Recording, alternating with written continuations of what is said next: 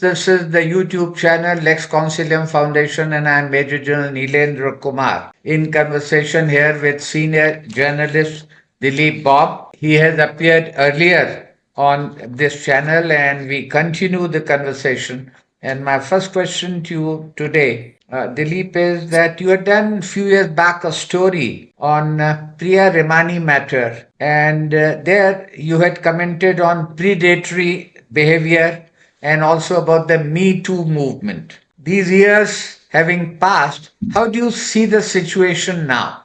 Let me first say that I knew Priya Ramani personally. Okay. She was a colleague of mine and she was a very courageous woman. She was a senior editor, so she was not, taking any prisoners, as they say. I also happen to know MJ Akbar because he was a well-known journalist as well, an editor, and I met him many times. So I knew both of them. Now, Priya, of course, she had written about predatory behavior in the workplace in an article, and she mentioned specifically MJ Akbar. And Akbar subsequently sued her, and the case went to court, and Priya won the case, but now MJ has filed a counter suit, so the case is still ongoing. But the Me Too movement really started, I think it was around 218 or so when it started in India. And of course, it was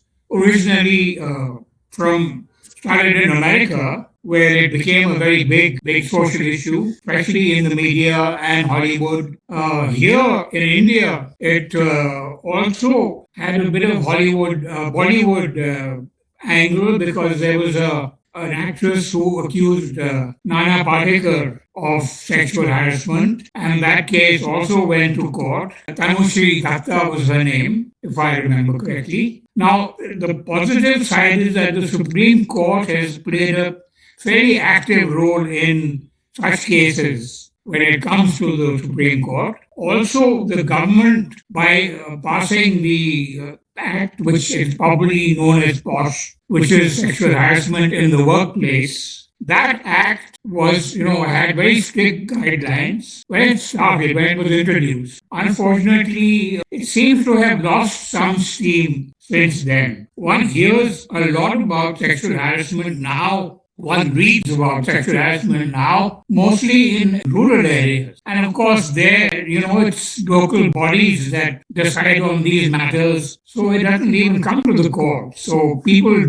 don't get justice the way they, are entitled to get according to the law. But it's, it needs a prominent personality to get involved. And only then does it seem to attract media attention and public attention. Otherwise, these cases, where they're just somebody in a workplace accusing her boss doesn't get that much media coverage these days, unfortunately. You see, while a matter that has been reported and taken cognizance of, prosecution started, there, of course, the law takes its own course.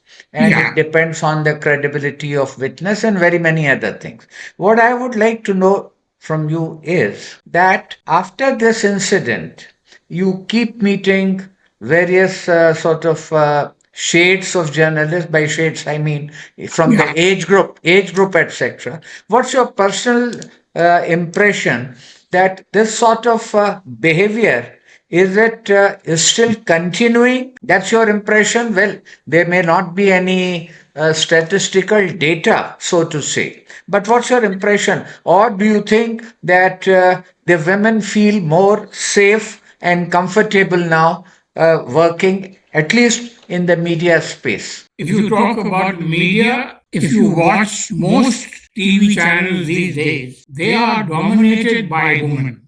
Okay. Anchors. So women have played a very major role in the media in terms of achieving very prominent roles. Yes. If you see, a lot of the anchors these days are all women. Most of the TV channels have got women anchors. So they are on top now in terms of position. They are in commanding positions now. Yes.